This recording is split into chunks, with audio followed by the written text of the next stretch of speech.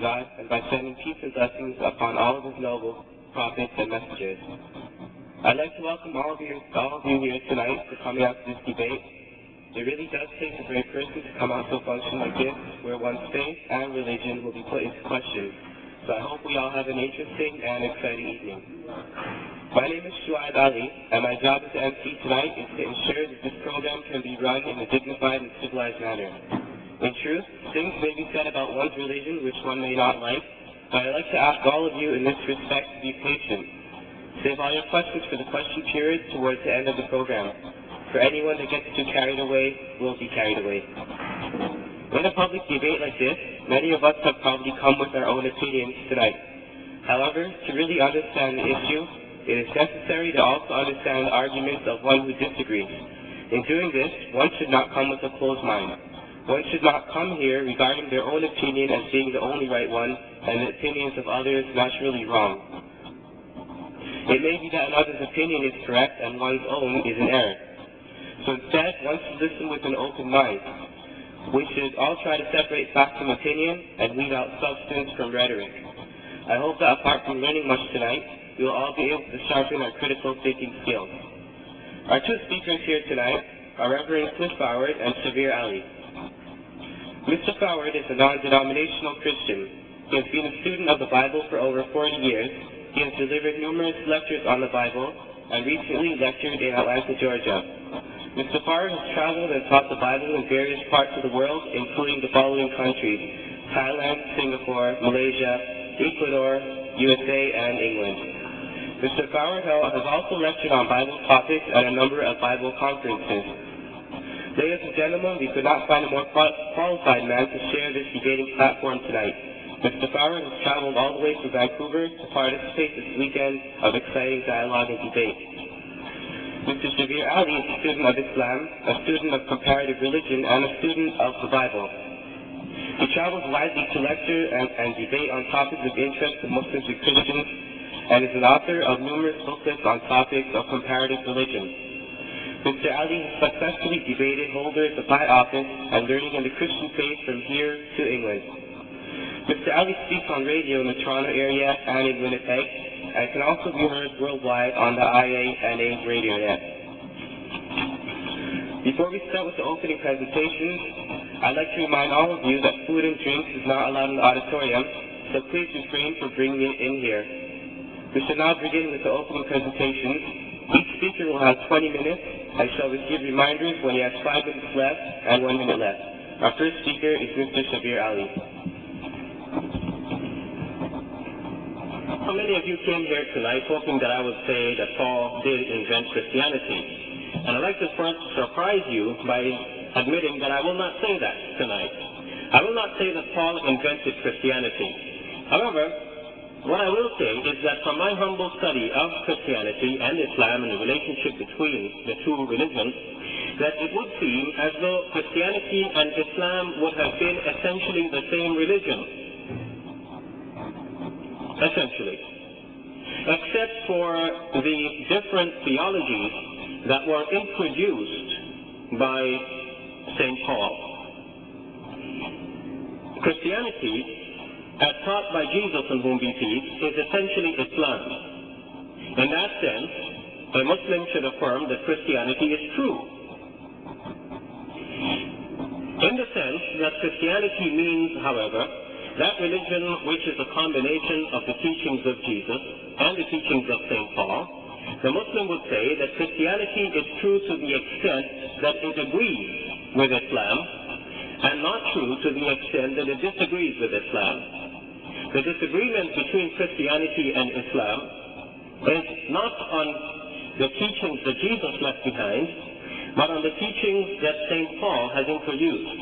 In that sense, then, Muslims would feel that Christianity is true so far as it is the religion of Jesus, and incorrect so far as it is the religion of St. Paul. A number of things introduced by St. Paul cannot be accepted by Muslims, and do not agree with the teachings left by Jesus, on whom be peace. As we try to compare the teachings of Jesus and the teachings of St. Paul today, we notice a few differences immediately. We notice, for example, that Jesus, on whom be peace, had stressed the continuation of the laws which are given by God in the Old Testament. A law, for example, like the observance of the Sabbath, whereas it was St. Paul who said that the law had been cancelled. According to Matthew's Gospel, chapter 5, verses 17 to 24, Jesus said, "Do not think I have come to abolish the law or the prophets. I have come not to abolish but to fulfill." Paul, on the other hand, in one of his letters, wrote, in his letter to the Ephesians, in chapter 2, verses 14 and 15, that Jesus, during the days of his flesh, did abolish the law with all of its commandments and regulations. So here we have a difference between what the words of Jesus say and what the words of Paul say. Jesus said, "I did not come to abolish." Paul says that Jesus did abolish. Are we to believe Jesus in a case like this, or are we to believe Paul? Christianity as it stands today has followed Paul more than has followed Jesus. On a matter of difference such as this one, Christianity would tend to go along with what Paul has left behind. So it is essential then to find out to what extent the teachings of Paul have been influential in the formation of later Christian thinking, and to what extent can we consider Paul to be an authoritative teacher of the religion of Jesus? Did Paul invent a new religion, or did he steer away the existing religion away from the path on which it was left by Jesus, on whom be peace? My contention tonight is not that Paul introduced or invented Christianity, but that he has steered Christianity away from the path as it was left by Jesus. Let us see to what extent Paul has remained influential in later Christian thinking. We know that the New Testament, that section of the Bible which contains the material that directly teaches something about Jesus, is a collection of 27 books. Out of the 27, 14 of them, more than half, were traditionally held to have been authored by Paul. So you can see that Paul has become a very important and influential writer of the Christian Bible. Moreover, the rest of the materials are mainly written after Paul had already written his. And they were written and collected by people who, for the most part, believe in some crucial Pauline concepts. All of the four Gospels that we have today were written after St. Paul. In fact, today it is understood among scholars that the very first piece of the New Testament to have been written is a letter that Paul has written, his first letter to the Thessalonians. The four Gospels, therefore, that we have, while they purport to teach the religion of Jesus and to report the life and works of Jesus, were actually written after St. Paul, and to some extent try to represent the teachings of St. Paul. Now, St. Paul's letters now in the New Testament, in the Christian Bible, show us firsthand what St. Paul was thinking about, what he was writing about, what he was debating about, and what contentious issues he had to deal with in his day. And it is obvious from St. Paul's letters that St. Paul would go to a place, he would teach people what he calls his own gospel, and later on, after he had left the scene, some other teachers would come there and teach something different. Then Paul would write a letter to them, condemning them for turning to what Paul calls a different gospel. For example, in his letter to the Galatians, Paul says, "O foolish Galatians, how quickly you turn away from the gospel which I taught you, and you have accepted a different gospel." Now, for a Christian reader today, different means one that has been deviated, a deviated gospel. A Christian thinks that Paul is here saying that you have followed a deviated gospel after leaving the gospel which I taught you. Well, indeed, that's what Paul means. But what do you think the teachers of the other gospel meant their gospel to be? Did they think that their gospel is a deviated gospel? Obviously not. They thought that they were teaching the pure and true gospel. They must have thought that Paul's gospel is the deviated gospel. Today we do not have the writings of those people who were teaching the other gospel. So we don't know what exactly were the contents of their teachings and what they might have thought about the gospel which Paul preached. The only thing we have from that circle is something that has survived from a group known as the Ebionites, an early Christian group. They held that Jesus was a prophet of God. They held that St. Paul was actually a heretic, one who had left the Christian faith and introduced new teaching into Christianity, thus destroying and changing the religion of Jesus as Jesus had left it behind. That's about all we have. In the New Testament, we do not have writings from this group of people, except that some scholars think that Matthew's gospel shares some of the tendencies that were held by that other group. For example, the insistence that the law, as revealed in the Old Testament, is still applicable. Hence, it is in Matthew's gospel that we find Jesus' teachings that the law is still in place. In the passage which I've already quoted to you, in Matthew chapter 5, verses 17 to 24, Jesus is reported to have said there that every one last commandment has to be kept and has to be maintained, so that whoever will keep the smallest one of the commandments will be called greatest in the kingdom of God, and whoever will break the least one of these commandments will be called least in the kingdom of God. Other than this, we do not have from that early group of Christians any surviving documents to teach their particular gospel. So there was another gospel floating around. There was another teaching which the teachers called gospel. And what these teachers did was that they would go into a region where Paul was already teaching and convert the people away from what Paul taught them to what they themselves thought the true gospel were. But who were these people? And were they authoritative? Should we trust them and should we believe them? First, we do not have any direct evidence as to who these people were, what their names were. But we have some indirect evidence. In Paul's writings, often he condemns his opponents. He says that these guys, these teachers of the law, these people who insist upon circumcision, they come in and they try to teach a different gospel. They teach you to observe Sabbaths and holy days and so on. Well, now you get a clue as to who these people are. Without knowing their names, you know that they are people who are still practicing the ancient Jewish law. You know that they're insisting that circumcision is part of the teaching of the religion, and they're insisting that it must be done. But their names are not mentioned. You can see that these are people who observe the Sabbath as a holy day. Saturday to them was a sacred day to be observed in prayer and worship, and with the lack of work. There is one occasion, however, where Paul does reveal the name of his opponent. In his letter to the Galatians, in chapter 2, Paul refers to his opponents as Peter, James, and John. And here we can see that these are the people who were teaching the other thing apart from what Paul is teaching. Now, who are Peter, James, and John? We should ask this question. And who was Paul, for that matter? First, who was Peter? According to the Gospel of Matthew, Peter was the foremost disciple of Jesus. He is that disciple whom Jesus said he will build his church upon.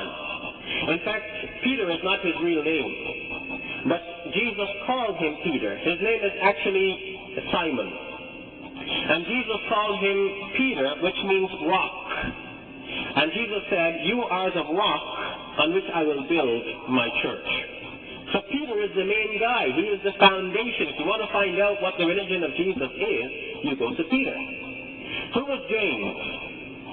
James, according to Acts of the Apostles, was the leader of the first Christian church based in Jerusalem, in the city where it was originally established. So he was another main guy. In fact, according to the Bible, he was the brother of Jesus. So now, in the early days, if you wanted to know what teaching Jesus left behind, you would go to Peter. And if Peter was not there, you would go to James. Who was John? Again, according to the Gospels, John was one of the disciples of Jesus. A very close one. It would seem that when Jesus had something very private to deal with, he would have three persons with him: Peter, James, and John. So these are the guys now who are the main persons to teach you real Christianity, the teachings left by Jesus. Paul realizes this. In fact, in his letter to the Galatians, Paul refers to them as the pillars of the church. But not that he considers them to be the pillars of the church. He says that these are the men who are reputed to be the pillars of the church. And whatever reputation they have means nothing to me.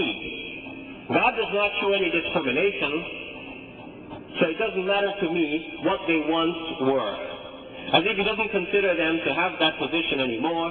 He doesn't think that means anything to him. They might be thought by other people to be pillars of the church. They might have a reputation that go with their name, but for Paul, that means nothing. So you might think that Paul now is someone really special to be able to judge these other guys. To say, never listen to them, come to me. I'll teach you the true religion of Jesus. So who exactly was Paul? Paul, as far as we know, from the New Testament writings, was not a follower of Jesus while Jesus walked the earth. There's no occasion on which he is said to have met Jesus personally. But Paul, just after Jesus had left the scene, was known to be a persecutor of Christians. And Christians believed that Paul had an occasion of conversion, that he saw Jesus appearing to him as a spirit creature. And that when Jesus appeared to him now as a spirit creature, Jesus gave him a message to preach to the world. So hence Paul became a disciple of Jesus, not by meeting Jesus during his lifetime, but by having a vision of Jesus from the sky, after Jesus had already been taken up by God. Now it remains to ask, did Paul really see a vision of Jesus? Or did he see a vision of something else? How can we know for sure what Paul really saw? Paul said that he had some disciples with him, or rather, to put it more correctly, the book Acts of the Apostles, reporting on this incident, said that Paul had some disciples with him, some other people with him, and the stories are not consistent as to what happened with these other people. One report says that they heard standing, hearing all of this. Another report says that when all of this happened, they fell to the ground. Now, there might be ways of reconciling some of these reports on some of the points. One might say that possibly they fell down and then got back up. So at one time they were on the floor, another time they were standing, and so on.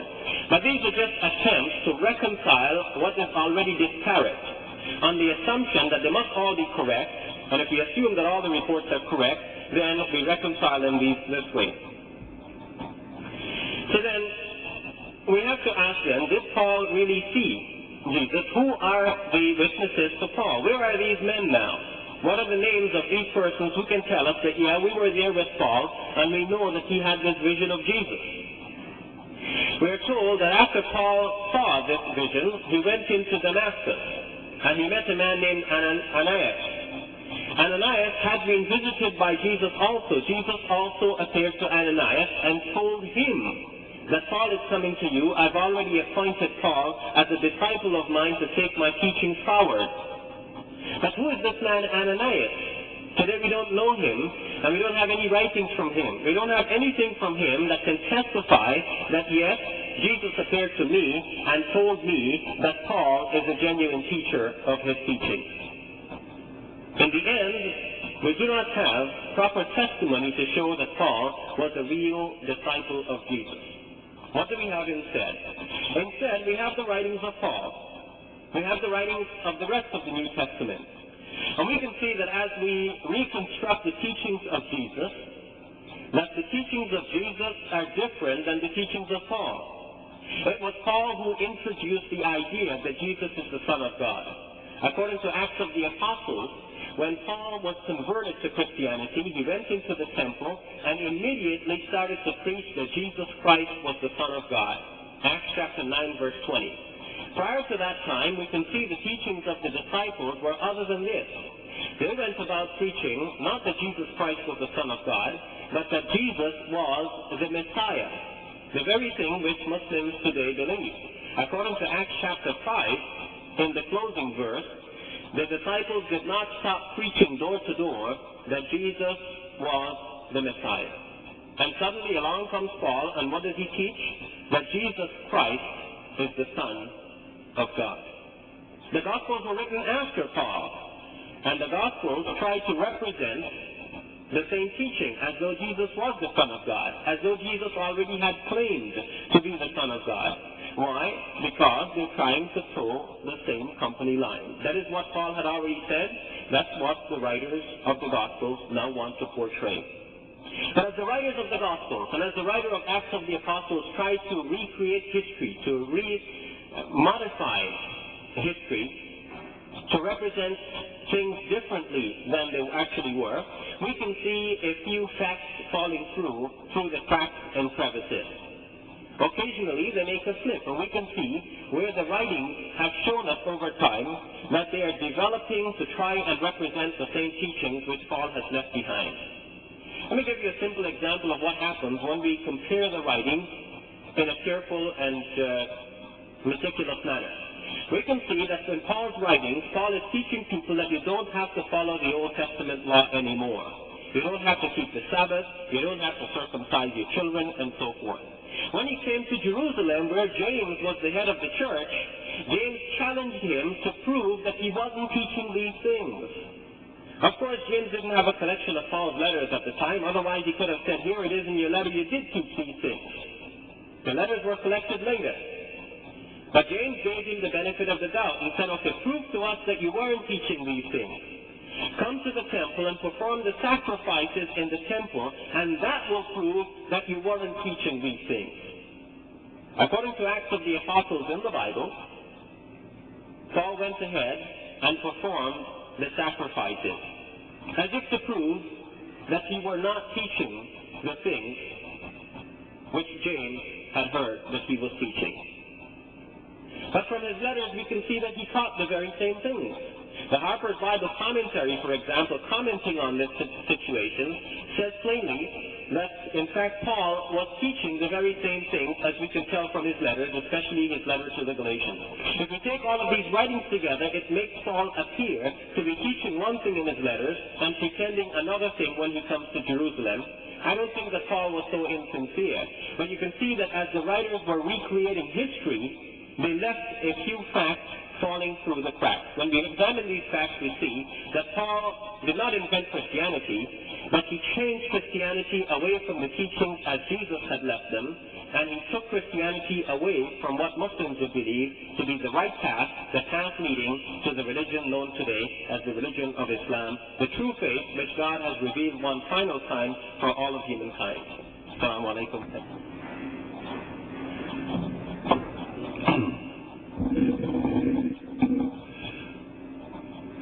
I find it indeed a privilege to be here, to be able to make this presentation.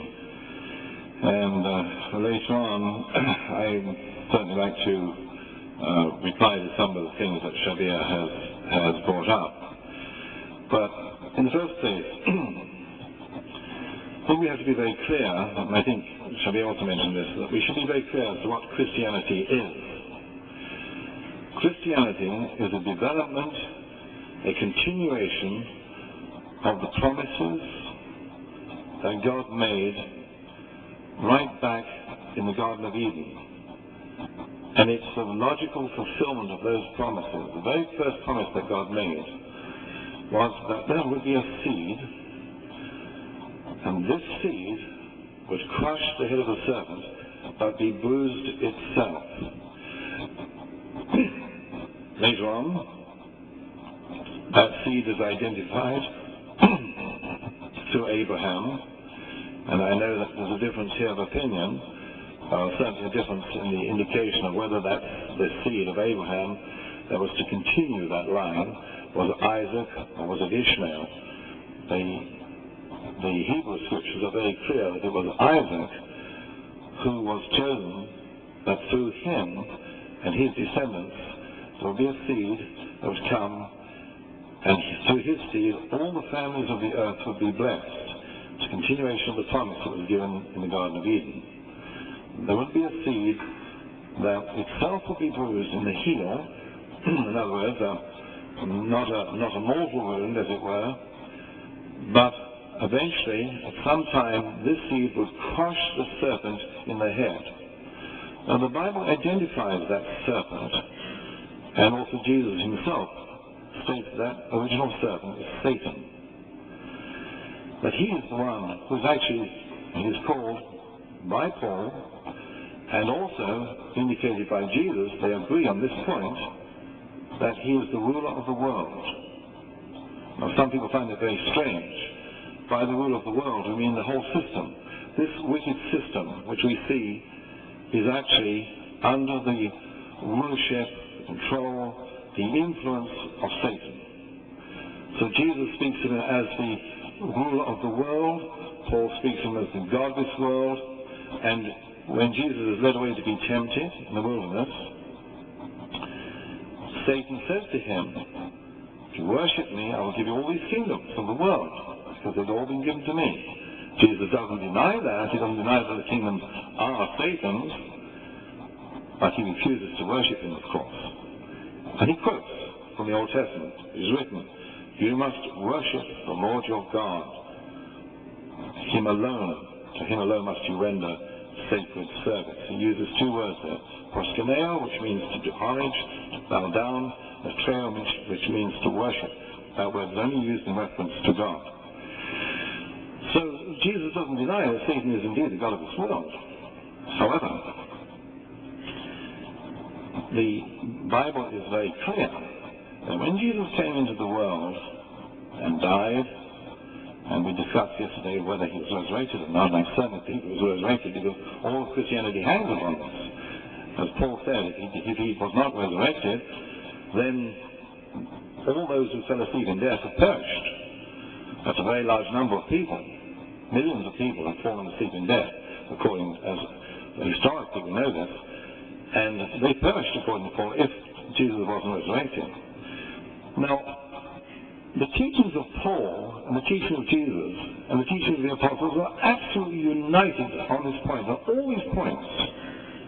For instance, Paul is very clear about the resurrection. Did Paul invent this idea of a resurrection from the dead? You will see that as you study, and this is why I encourage people to get a Bible, to read it, because it's really of very little effect if you listen to what I say about the Bible or what Shabir says about it. We all have the responsibility to look into the Bible ourselves. And to Christians I say, Christians have the responsibility to look into the Quran. I'm very much in favor of Christians reading the Quran, studying it, becoming familiar with it, as Shabir has become familiar with the Bible. But in the book of Job, we get the first, one of the first, not by any, I shouldn't say the first, but one of the clearest indications that God is going to bring back people out of the dust, as he says, out of Sheol. The word which is used consistently, the Hebrew word used consistently in the Old Testament for the grave or the common grave of mankind is Sheol. And so, according to this translation, which is the New American Standard, he says, oh, that, well, first of all, Job is in, you may remember, is in terrible condition here. He's covered with boils. He's lost everything that's dear to him. His own wife has told him to curse God and die. And then he says, but man dies, lies prostrate, man expires, and where is he?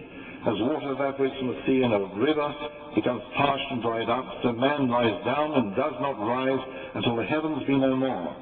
He will not awake nor be aroused out of his sleep. Oh, that thou wouldst hide me in Sheol, that thou wouldst conceal me until thy wrath returns to thee. That thou wouldst set a limit for me and remember me. If a man dies, will he live again? All the days of my struggle I will wait until my change comes. Thou wilt call, and I will answer thee. Thou wilt long for the works of thy hands. So what Job is asking is, in fact, to die. And he's asking for God to remember him and bring him back out of death. Now that theme is carried on through the Scriptures. When some of the Sadducees who didn't believe in the resurrection came to Jesus and tried presenting him with a problem which would seem insoluble, a woman rather, who has 6 successive husbands as they each die off and she marries each one. Then they asked, in the resurrection, whose wife will she be? Who will have, which of these 6 brothers who died off? will have her as wife. And Jesus answers, he says, you do not know either the Scriptures or the power of God. Why did he say the Scriptures? Because the Scriptures do indeed indicate that the dead will come back to life. And what Jesus does, he quotes from the very Scriptures the Sadducees believed, which was the Torah, the first 5 books, what we call the Pentateuch, the first 5 books of the Old Testament. And he doesn't quote from Job, and he doesn't quote from Daniel, which clearly speaks of the resurrection of the dead, but he quotes from those 5 books that they are familiar with and what they accept. And he quotes from the book of Exodus. And there he speaks, when God speaks to Moses, he says, I am the God of Abraham, of Isaac, and of Jacob. And then Jesus says, God is not the God of the dead. He's the God of the living, for they are all alive to him, with reference to the resurrection. Because God calls the things that are not as though they are. So he doesn't call things that never will be as though they are. He calls the things that are not that will be as though they are. And so he can speak of him being the God of Isaac, of Jacob, of Abraham, in fact of all the prophets of old, because they are alive to him, not that he's alive to them at that time. Now later on, it's very explicit in the book of Daniel that the dead will come back. He says, many of those who sleep in the dust of the ground will awake, these to everlasting life, but the others to disgrace and everlasting contempt. So again, this to be a resurrection of the just and the unjust. Now, Jesus continues this theme. He clearly shows the same thing in the 5th chapter of John. He says, do not marvel at this, for the hour is coming which all who are in the tombs shall hear his voice, and shall come forth, those who did the good deeds to a resurrection of life, those who committed the evil deeds to a resurrection of judgment. Jesus puts that into the future. The judgment itself is in future, according to Jesus, not just according to Paul. What I'm trying to show is the harmony which exists between the Old Testament, which Paul had no business in writing. He had no part in writing the Old Testament. The sayings of Jesus, which Paul had no part in writing, and the teachings of Paul. There's something completely harmonious here. And so Jesus says that the hour is coming in which all those in the memorial tombs will hear his voice. And then he clearly shows in Matthew chapter 12, he says,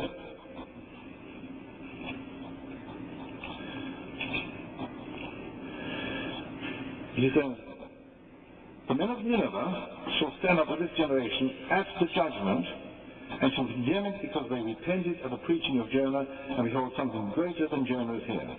The queen of the south shall rise up with this generation at the judgment. By generation, by the way, he means the nation, the people, the whole people, not just people living at that time. They shall condemn it because she came from the ends of the earth to hear the wisdom of Solomon, and behold, something greater than Solomon is here. So Jesus clearly speaks of a judgment which is future. And then Paul, to show the absolute harmony of Paul's teachings with Jesus, Paul says in the book of Acts, in chapter 24, he says, I admit to you that according to the way which they call a sect, as Christianity, I do serve the God of our fathers, believing everything that is in accordance with the law and that is written in the prophets. Paul believed not only what Jesus had said and told him, he believed in the law and the prophets, as Jesus had said himself. He says, having a hope in God, which these men cherish themselves. Now, Paul's view on this was not different from the ones who were accusing him, with the Jews who were accusing him. These men cherish themselves, that there shall certainly be a resurrection of both the righteous and the unrighteous. Very significant point. Paul has not changed any of this. He's continued on the same theme, the same belief. Exactly the same as Jesus taught, exactly the same as was taught in the Old Testament. and that time would be sometime in the future. When Paul's speaking to the Athenians in Greece, to those who lived in Athens, he said something very similar. He says, being then the offspring of God, we ought not to think that the divine nature is like gold or silver or stone, an image formed of the art and thought of man.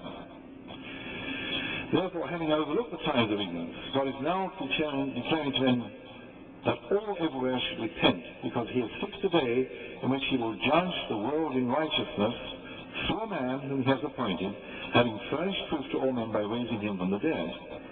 So he also speaks of this coming time when God will judge the world in righteousness. Now, Paul's statement is in absolute harmony with the whole rest of the Bible. When we speak of Christianity, we're not just speaking of rules and regulations. And what is so marvelous, and what Paul has grasped, and why he was used with this message, is because what God was doing through Jesus Christ, through the teaching of the apostles, was not to give men simply rules, regulations that they had to follow, but he was changing their hearts. And by changing their hearts, they would automatically follow all the laws that God had given. Now, that might seem strange, but we have had many, many examples of where you can put people under a certain number of laws, but if you don't change their hearts, the whole system completely fails.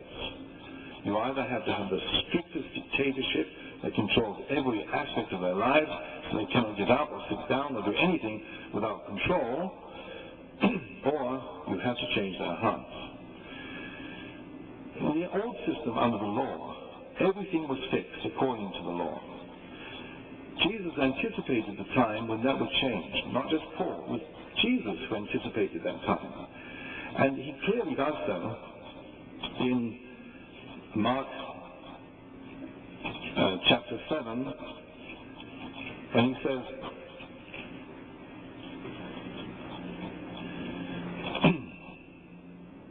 in Mark 7, there's a question about them not washing their hands when they eat, as was the custom. And there was a great deal of discussion, of concern that they weren't following what appeared to them to be the law. Now, what Jesus says, he makes it a startling statement. He says,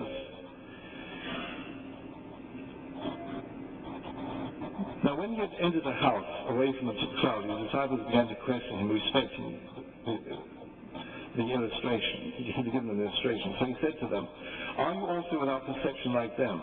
Are you not aware that nothing from outside that passes into a man can defile him? So it's quite different from the law. It's Jesus saying this. Nothing that passes from the outside can defile him, since it passes not into his heart, but into his intestines, and it passes out into the sewer. Thus he declares all foods clean. Now this is an extraordinary statement, but it's not Paul who's making it. It's made by Jesus, according to Mark. There is absolutely the slightest evidence, and I don't know if any scholar would say that Paul influenced Mark. Because, you see, Paul was the one who stopped Mark from going with him on a missionary journey. He was very upset with Mark. Mark was very close to Peter, but he was not close to Paul.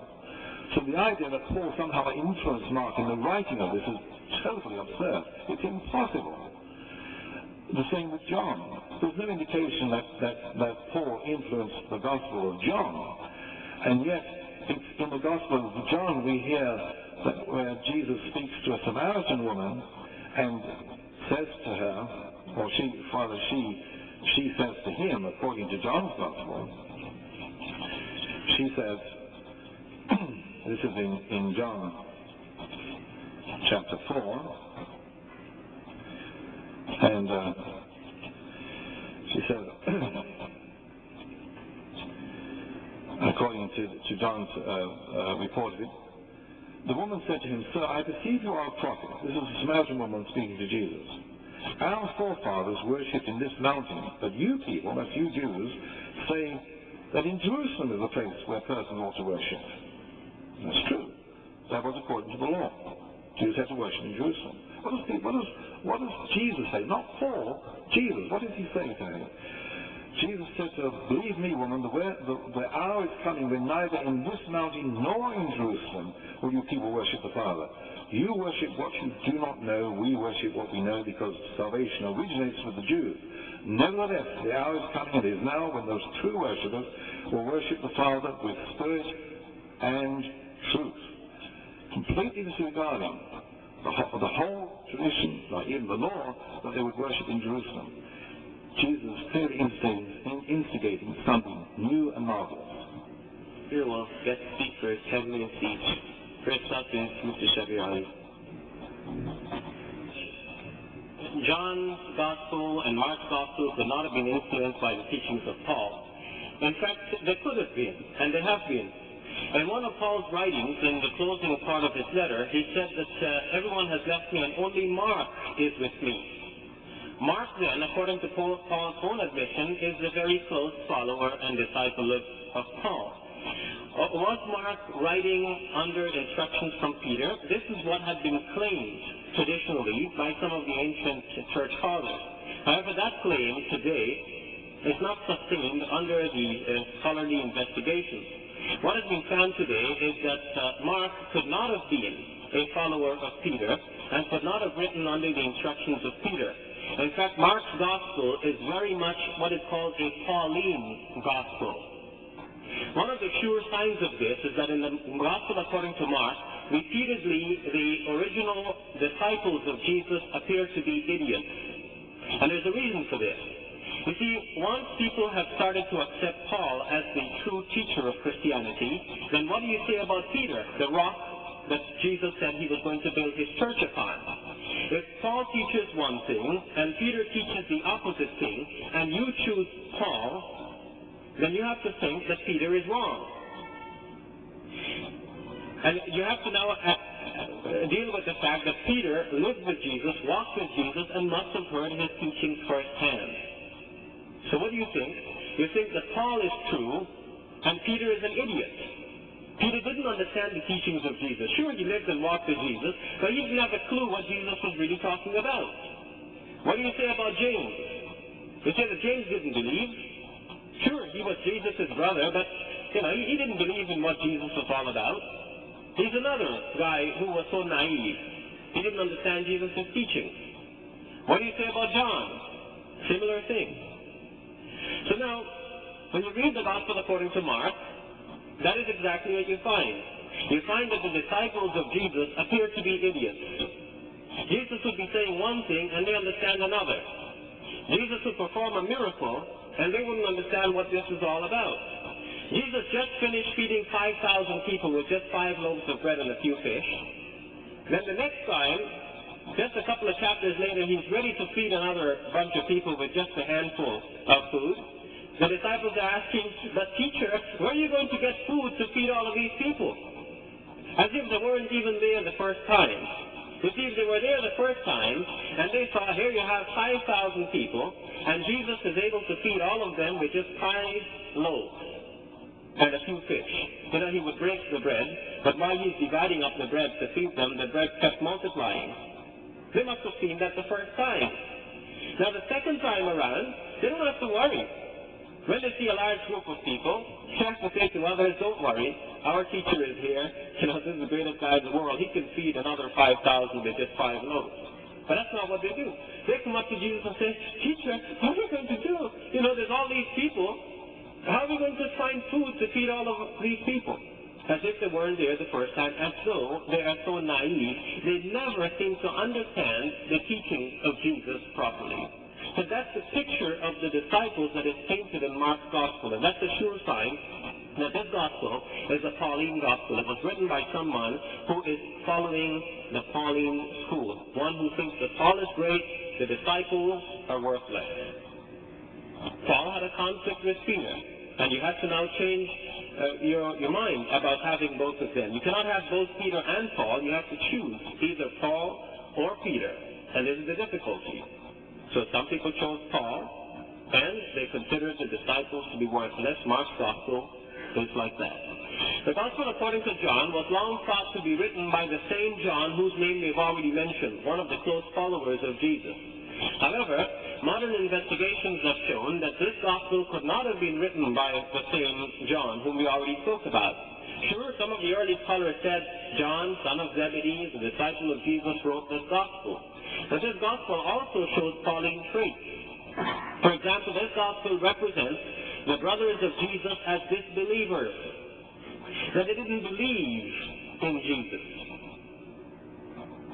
But James must have been a believer in Jesus.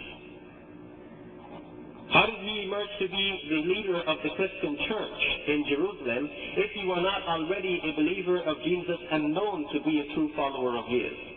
This Gospel, too, is thought to be written not by the John, son of Zebedee, disciple of Jesus, but this Gospel is found to be a product of a later age. Raymond Brown, from the United States of America, was one of the world's most learned scholars on the Gospel of John. He died a few months back, in August last year. His 2-volume commentary on the Gospel of John is most impressive. And Raymond Brown, from his extensive study of the Gospels, have concluded that the Gospel of John went through 5 stages of editing before we got the final form. That the original was written, and somebody came later and added something, someone came later, added something more, and so on and so forth, over 5 stages and layers to give us the final product. So it is a mixture of early teaching and later additions into that gospel. We cannot depend on that gospel for establishing the true teachings of Jesus on whom we feed. Now, the Gospel of Mark does show that Jesus said that what goes into a person cannot defile him, cannot make him unclean. Well, if Jesus really said that, then he had declared that you can eat anything you want. But if Jesus had declared that, then his disciples would have followed the same teaching. However, in Acts of the Apostles, which is also in the Bible, we read that the disciples together, all of them decided, and Paul along with them also decided, and the Holy Spirit also with them agreed that all Christians must stay away from 4 things. From blood, from the meat of strangled animals, from the food which is offered to idols, and from sexual immorality. 4 things. The disciples agreed, Paul also agreed.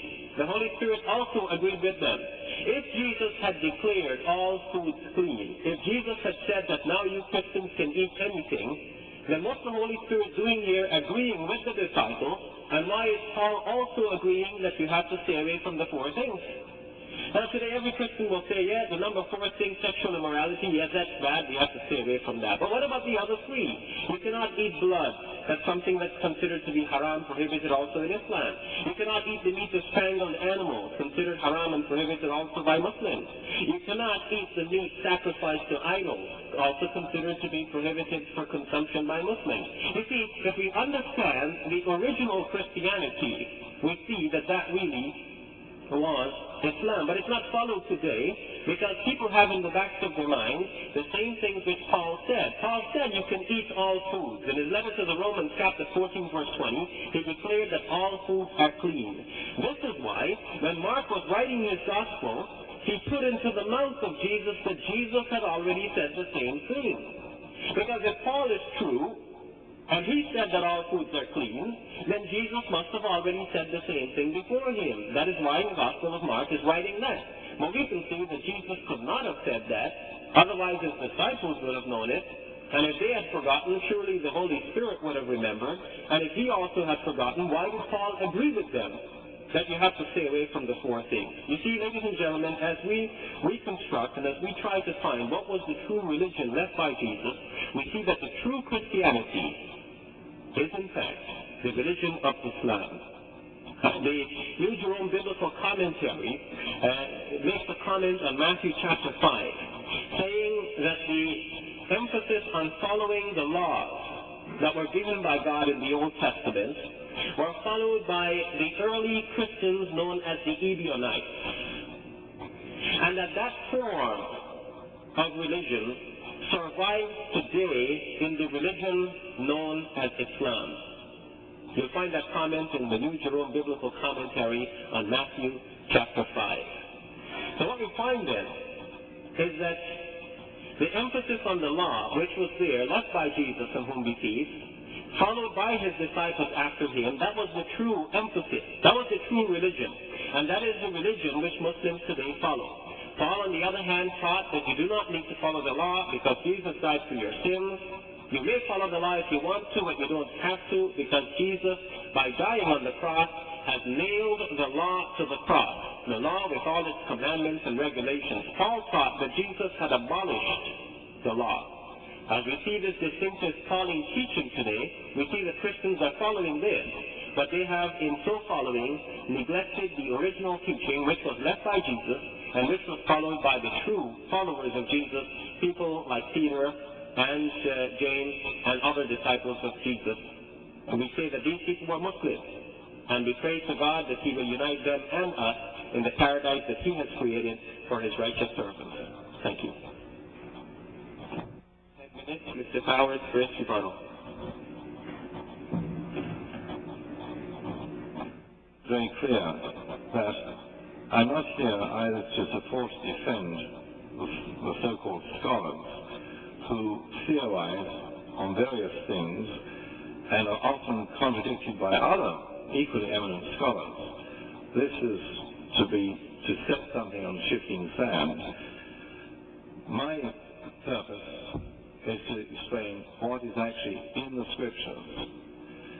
And I know this, that over and over again I see an absolute harmony in all of the scriptures. I do not see a disruption or a contradiction.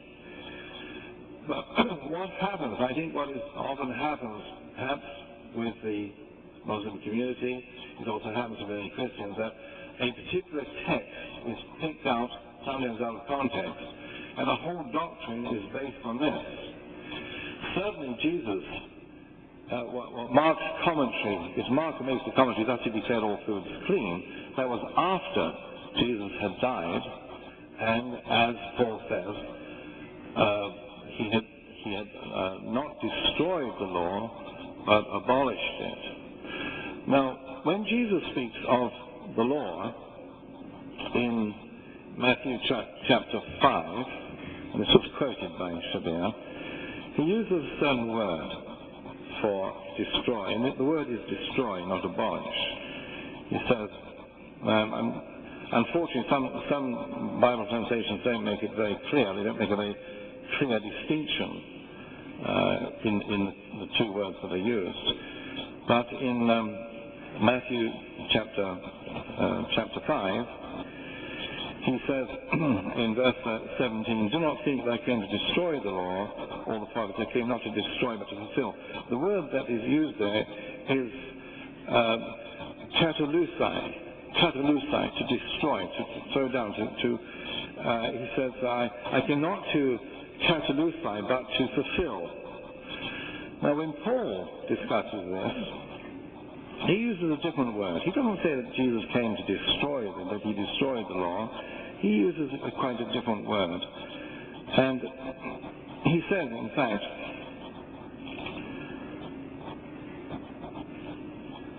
and I'm reading from, again, from Ephesians chapter 2, which shall be also mentioned. He says, speaking of Christ, for he is our peace, he who made the two parties one, and destroyed the wall in between the fence. Well, they use the word destroyed. But then he says, by means of his flesh, not that he destroyed, but he abolished, and he uses a different word here, which means to make ineffective the law of commandments consisting in decrees. Now, when Paul went up to Jerusalem, and we have a very good account of what actually happened there from his letter, which Xavier has correctly quoted. When Paul meets, as it were, behind the scenes, and he gathers the ones together, or he arranges to meet the ones who have the influence in the Christian congregation, and he mentions them, and he mentions them by name, Peter, James, John, and then he says, after mentioning them, he says, yes, when they came to know the undeserved kindness that was given me, James and Cephas, which is the Aramaic name for Peter, and John, the ones who seemed to be pillars, gave me and Barnabas the right hand of sharing together, that we should go to the nations, but they to those who are circumcised. In other words, Paul's to go to the uncircumcised, the Gentiles, they're to go to the Jews. The right hand of fellowship, that is not enmity. They're not in enmity here. On the contrary, they have agreed. There's a difference of opinion, and that's to be expected, because what actually happened was, and it goes back to something that God had already planned way before in the Old Testament through Amos, the prophet Amos. He would call, as he says, those afar off, meaning the Gentiles, into his own household. Now this was a surprising thing for the Jews. They couldn't understand why God would do this, because the Gentiles were viewed as unclean, like dogs. So in order to emphasize this point, God causes Peter to have a vision, and he lowers down to him in this vision all sorts of foods that are said to be unclean. Now, 3 times he does this. Finally he says, when Peter says, no, I won't eat, and God says, eat it, then finally he says, do not call unclean what I have called clean. Now, Peter's wondering what this means. And finally, he is led by the Holy Spirit to the house of a Gentile named Cornelius. Cornelius has had a vision virtually at the same time as Peter. And so Peter introduces Cornelius to the Christian congregation. And there's a miraculous demonstration of God's power upon Cornelius and his household to bring them, an uncircumcised, this is the amazing thing, uncircumcised Gentile, a Roman centurion, into the Christian congregation. Unbelievable, unheard of. It was a shattering thing. And it took a miracle. It took a vision given to Peter and another vision given to Cornelius to bring these two together to cause that to happen. Peter goes back to the Christian congregation in Jerusalem and he explains what had happened. And he says, well, how could he deny baptism to these people? They hadn't been circumcised, but how could he deny baptism to them? Because God had demonstrated his power, that he was welcoming them in, uncircumcised, into the Christian congregation. Now, it's not Paul who does this. Not at all. It's not Paul who's given this vision. Now, later on, Paul indeed is sent, as we read in the letter to Galatians, he's given the right hand of friendship. What actually do they decide? Well, if we go to Acts 15, which again has been quoted tonight, what we see they actually decided. They did not want to put upon these new converts, Christian converts, Gentiles that had become believers in Antioch, they didn't want to put upon them any unnecessary thing. So what did they put upon them? Well, to abstain from fornication. Why did they do that? Because the Gentiles at that time did not regard fornication as a sin.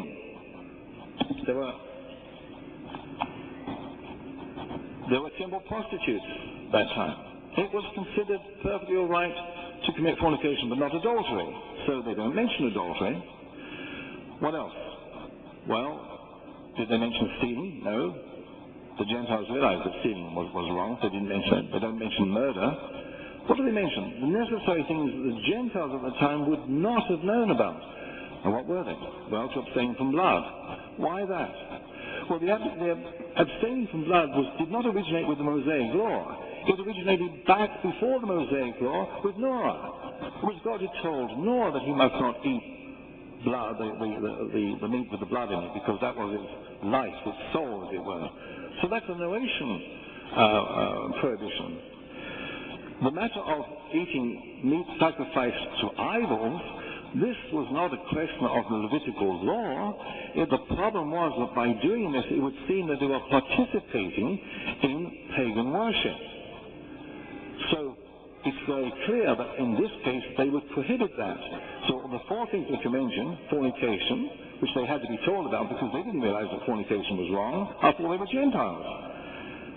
They didn't know that eating blood was wrong, because they were not aware of the law that had been given to Noah, but here it's repeated, and the same thing applies to things that are strangled. And it's irrelevant whether Christians follow these laws today. There are no Christians who do, by the way. There are many Christians who will refuse to eat blood.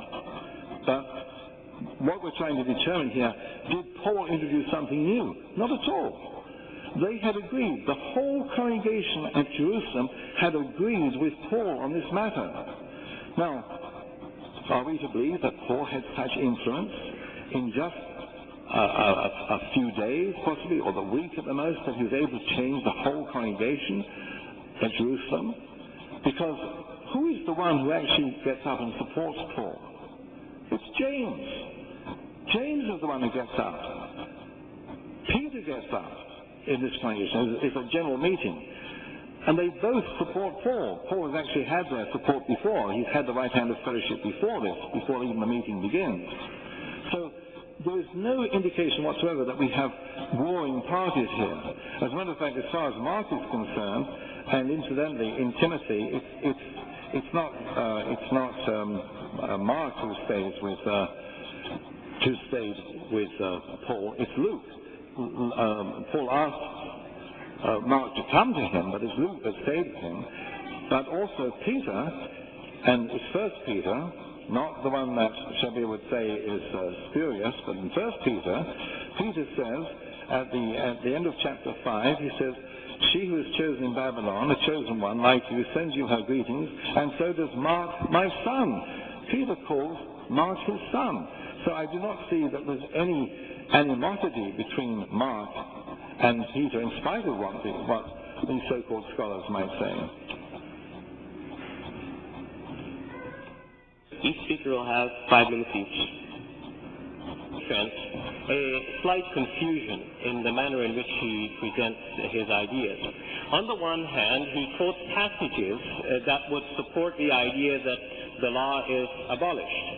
On the other hand, he quotes passages which support the idea that laws are still in place. And actually what he demonstrates here is a confusion that is in every Christian today. Christians really are not clear to what extent they have to follow the law, or which law exactly has to be followed. They have some vague idea, maybe the 10 Commandments. But one of the commandments is to observe the Sabbath, and Christians generally do not observe the Sabbath today. They have observed Sunday instead of the Sabbath.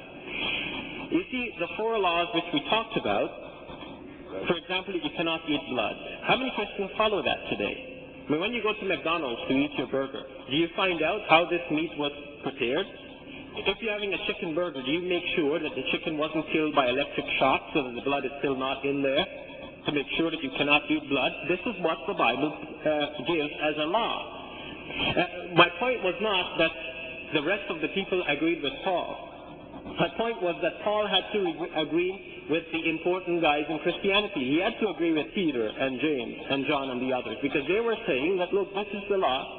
Everyone has to apply at least these 4 things. Everyone, whether Jew or Gentile, has to apply these 4 things. The Jews will have more laws, but the Gentiles, those who were not Jews, would also have to observe the law against eating blood, against eating the meat of strangled animals, against eating the meat that was sacrificed to idols. Paul, on the other hand, in one of his writings said you can eat the meat which is sacrificed to idols, providing you know that the idols are worth nothing. So he said you can go ahead and eat it. In fact, in his letter to the Romans, chapter 14, verse 20, he said all foods are clean. That is the problem. Then on the one hand, you have in the Bible the imperative coming from Jesus and his original disciples that there are certain laws that you have to observe. On the other hand, you have from Paul that you don't have to observe the law. It doesn't matter if Jesus used a different word and Paul used a different word. Okay, Jesus said, I didn't come to destroy, and Paul said he abolished. It doesn't matter if the word destroy and abolish are 2 different words. In effect, they mean the same thing, but they're used to promote 2 different teachings. Jesus is saying the law is still valid for you. You still have to observe it. Paul is saying the law is no longer valid because Jesus abolished it. There's 2 different teachings. And now Mr. Fowler tosses back and forth between the 2 teachings. On the one hand, he says, yeah, these are the original laws which God gave, so we have to observe them. Then on the other hand, he's saying, no, you don't have to because Paul said the law is abolished.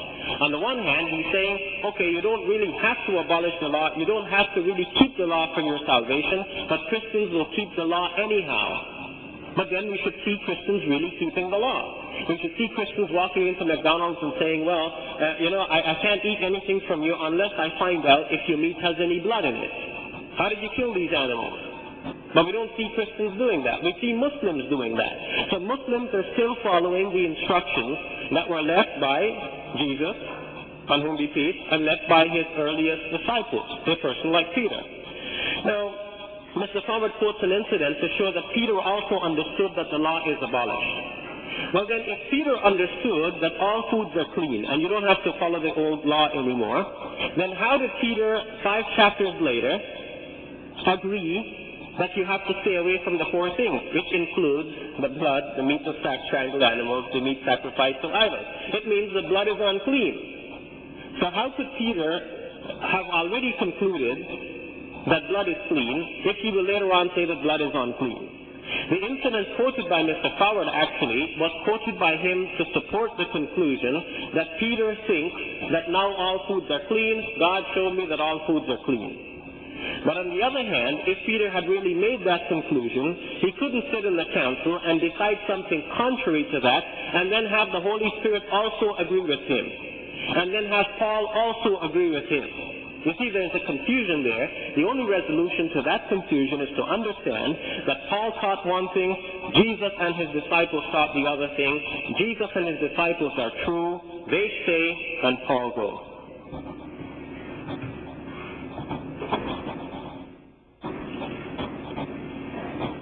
The law given about blood was given before Moses, hundreds of years before it was given to Noah. The law about fornication was in practice long before the Levitical law. So those 4 laws would certainly apply before the Levitical law. So neither Paul nor Peter would think that we're not under any law at all. And that was not the point I was making. I was only pointing out that what they decided at Jerusalem for the Gentile believers at Antioch was very clear. Not just Paul, but the whole congregation, the leaders in the church, agreed that these were the necessary things for. I pointed out that they didn't mention murder and theft. Of course they were not allowed to murder or steal, but they knew that anyway as before they became Christians. The whole pagan world realized those things were wrong. The whole pagan world realized that adultery was wrong, but not fornication. Therefore, fornication is mentioned, adultery is not. Now, did the whole pagan world keep the Sabbath? No. Is it mentioned? Do they mention the Sabbath? No. So, why is that? Why do they not mention the Sabbath? Keeping the Sabbath. The writer of Hebrews shows why.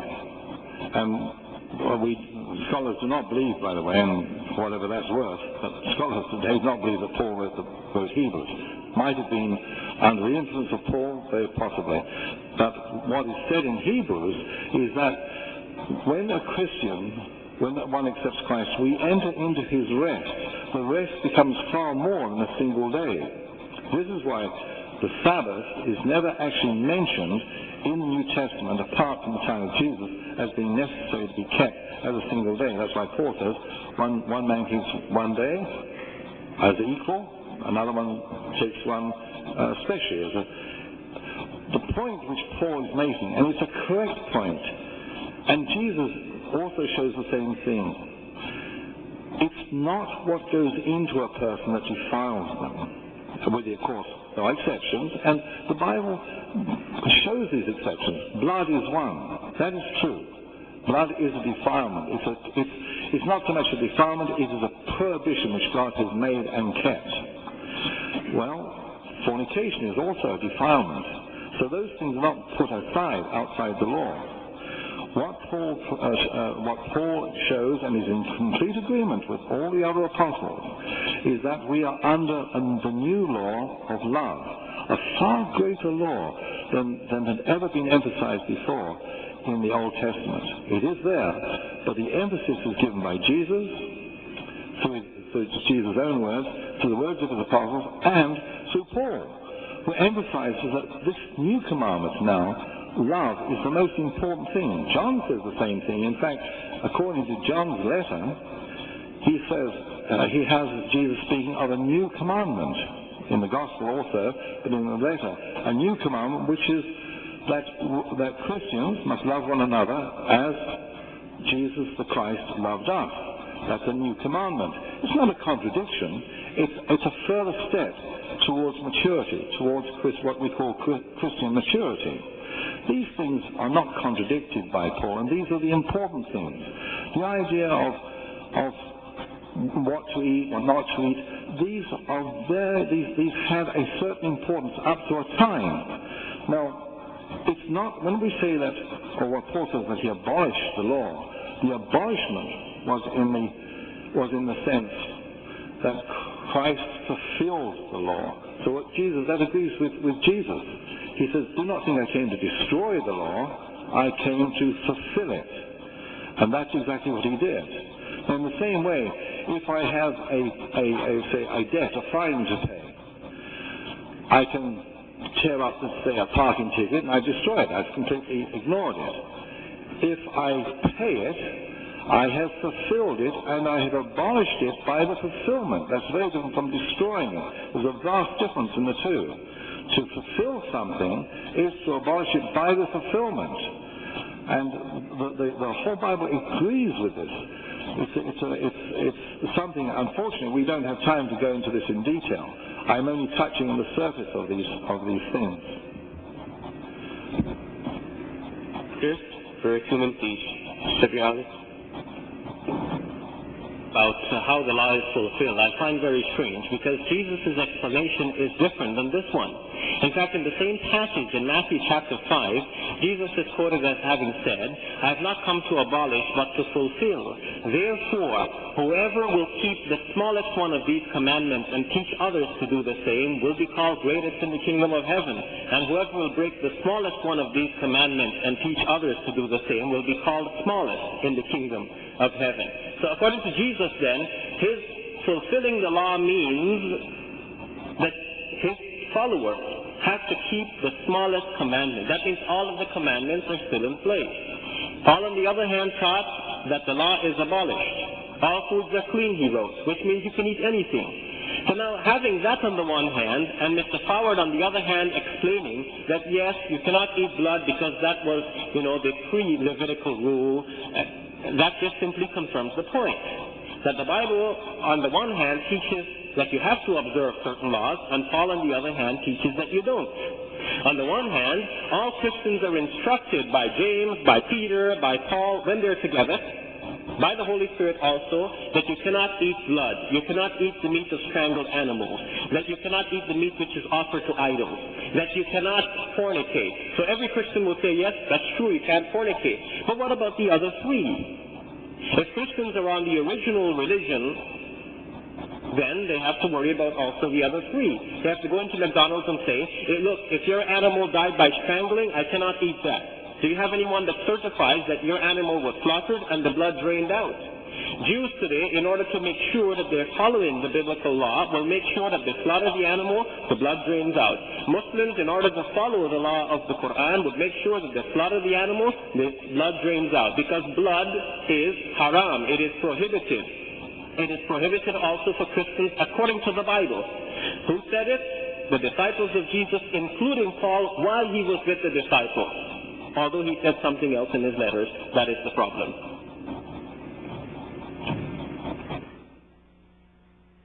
So now I have a concluding statement from Mr. Fowler.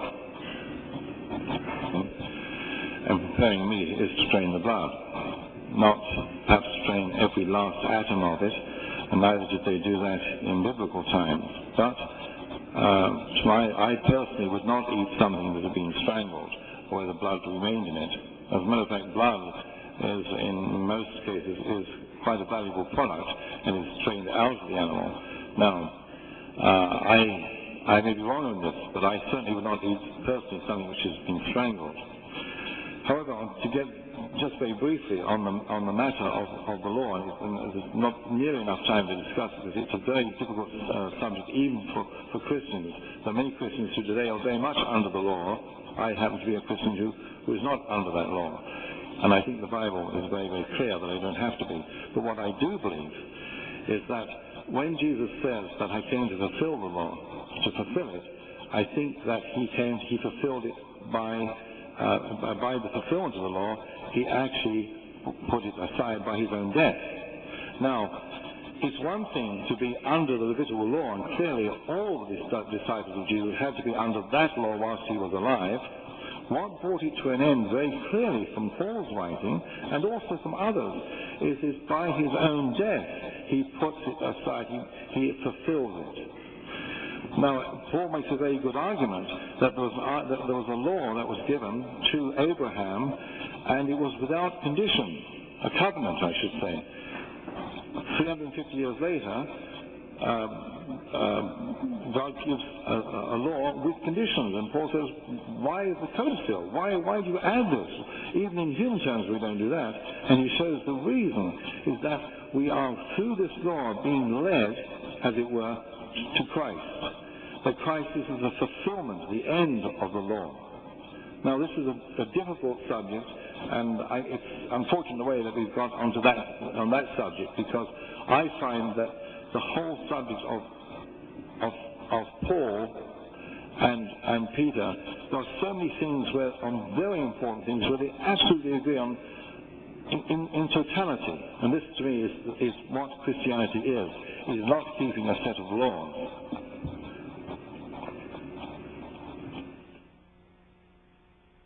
If you have questions, the way the questions will be asked is through these two mics. If you have a question, you can call to the mic and direct it to a specific speaker.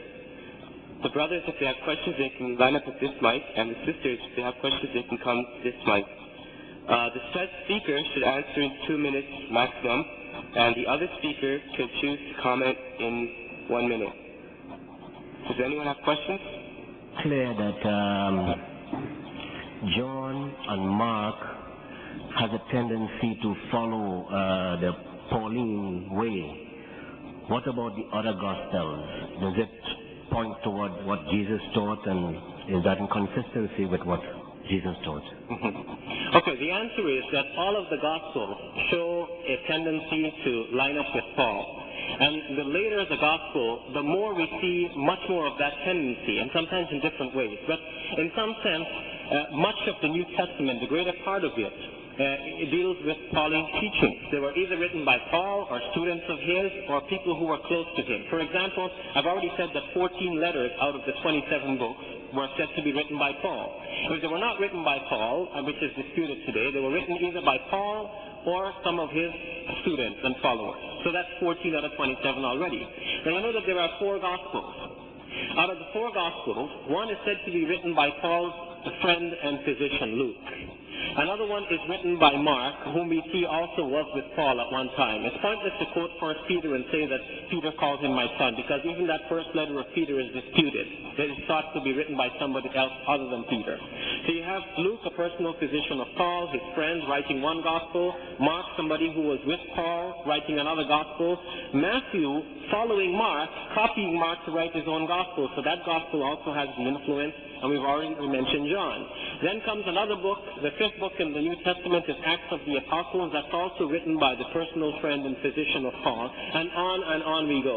There are 2 letters which are said to be written by Peter, who was the rock on which Jesus said he will build his church.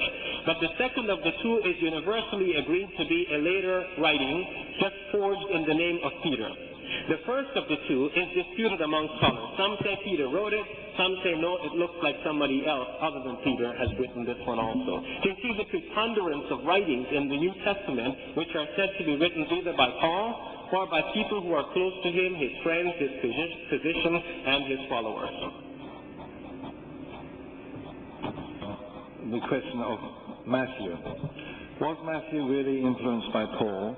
And if that is so, you would think that Paul, of all people, would stop Matthew from writing this statement that we find in Matthew 16, where Jesus says, apparently to Peter, not to anybody else, upon this rock I will build my church. Although in actual fact, in the Greek it's rather different. He says, you are really a little piece of rock, and upon this rock mass I'll build my church. And the rest of the Bible is very clear that the church is built upon Christ. He's the rock mass, not Peter.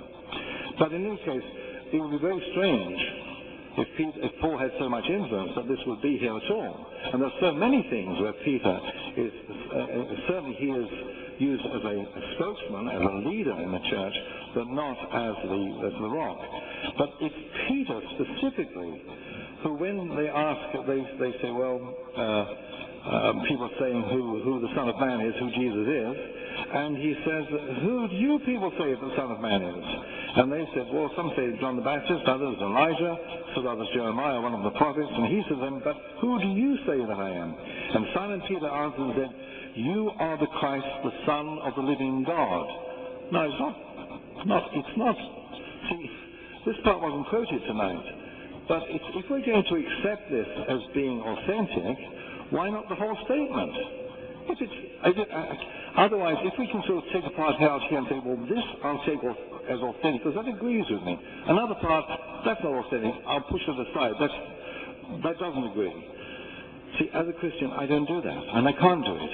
I have to accept everything that is here, not take bits and pieces in order to prove a certain point. So if there's anything here which disagrees with me, I have to accept that too. I can't just pick and choose. And that point here, if the first part is true, that he said, you are Peter, and upon this rock I'll build my church, then it's also true that Peter said, you are the Son of the living God, not just Paul. It wasn't Paul who introduced that idea.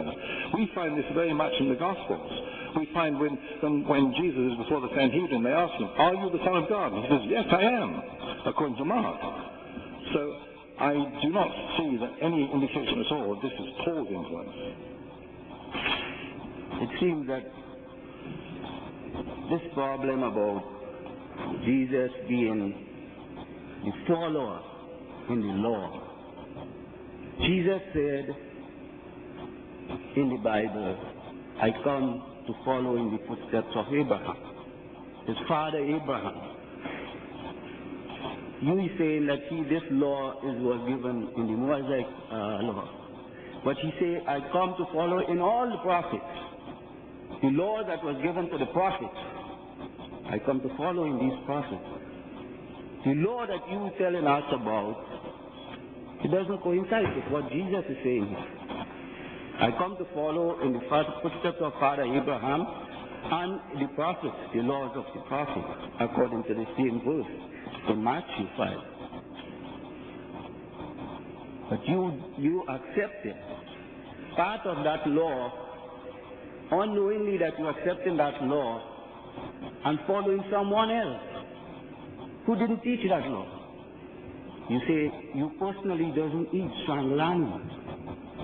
If you doesn't, you automatically is following Jesus' law that he had followed in the previous prophet. I want to know which are the persons you are really following. Either you following Jesus and the prophets when Father Abraham comes down, or you following Paul and his disciples and his teachings. I think when you concentrate on law, you are concentrating on the things on the dietary laws, really, is what we've been discussing, dietary laws. But Jesus came to teach something far, far greater than dietary laws. Dietary laws were only there for a period of time, as I explained. They had a pictorial fulfillment, or pictorial purpose, but there was something far greater than dietary laws. And these laws were taught by Jesus. For instance, where do you find in any other sacred writing the commandment to love your enemies, to pray for those who persecute you, to do good to those who persecute you? And if somebody strikes you on the right cheek, to turn your left. The idea of non-resistance. Where do you find the idea, as Jesus says to Peter, who wants to defend him with a sword, he says, put away your sword, for he who lives by it shall die by it. An absolute agreement with what Paul says also. He says, our fight is not we don't fight against flesh and blood. Our weapons are not carnal. They're powerful, but they're not carnal. We don't fight against flesh and blood, he says. Now, where do you find such teachings? They're in complete harmony, and these are the important things. If you concentrate only on such things as what we should eat, you totally miss the point of both Jesus' teachings and the prophets, and of what Paul says. So when somebody asks Jesus what are the two greatest commandments, he said these are the two, and he doesn't quote from the Ten Commandments, by the way, when he says the two greatest. He says you must love the Lord your God with your whole heart, mind, and soul, and you must love your neighbor as yourself. Now, if you compare that with what Paul says, he says in Philippians, for instance, and to me this does not sound like the words of a heretic or a person who's introducing something new. He says, brethren, whatever is true, whatever is honorable, whatever is right, whatever is pure, whatever is lovely, whatever is of good repute, if there's any excellence, if anything worthy of praise, let your mind dwell on these things. And then he says,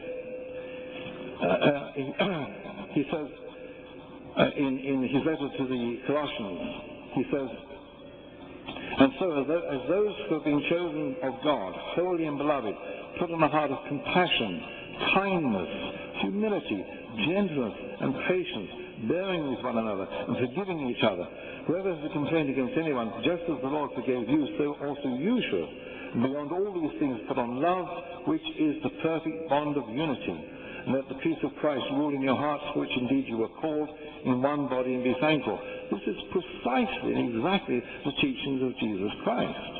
So to say that Paul had a different teaching is totally wrong. What Paul showed was that the law was there, the Levitical law, not all the laws of God, but the Levitical law given to Moses was there for a certain period of time. It had a purpose, it fulfilled that purpose. Jesus showed the same thing. So nothing in disagreement. And I, as a Christian, am concerned with all the teachings of Jesus and of Paul and all the other apostles. I don't sort of pick and choose, they were like this one, but not that one.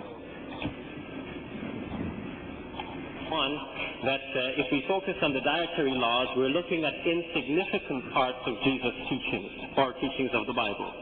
And on the other hand, second, that Paul's teachings on the important points are in agreement with what Jesus taught.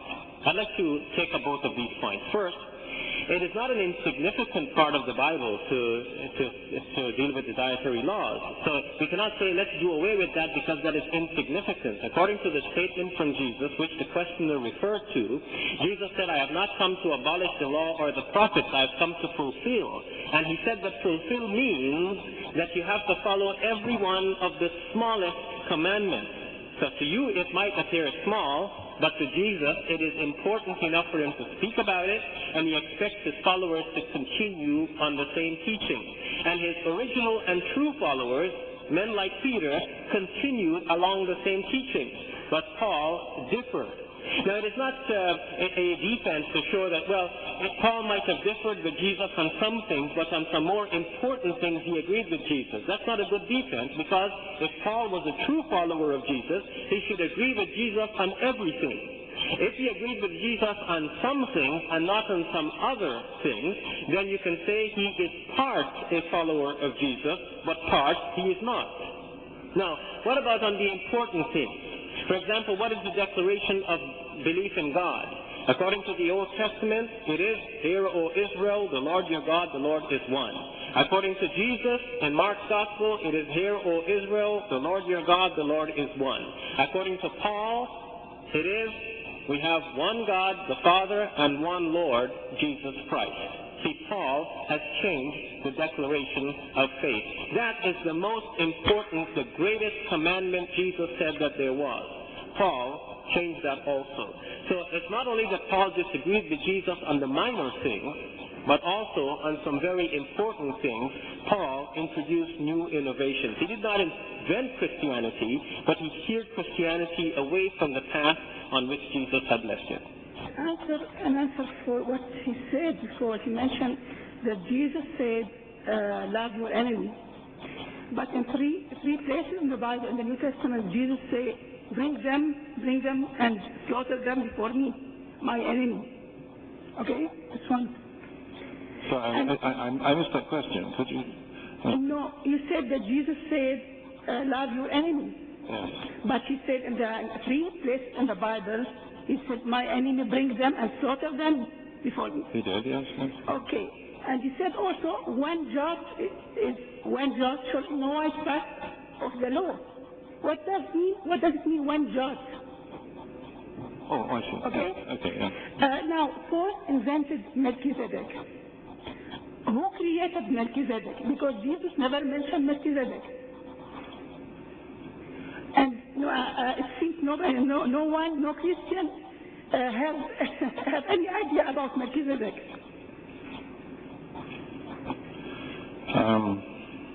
So is that your question? Yes, I have more of it.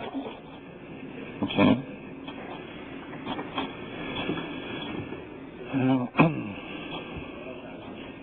Well, I'll take the second part of your question first. I'm surprised he's saying to Christians they don't know anything about Melchizedek. It's not Paul, really, who mentions Melchizedek. Yeah, but I said, who created Melchizedek? Oh, who created him? I'm sorry, who created Melchizedek?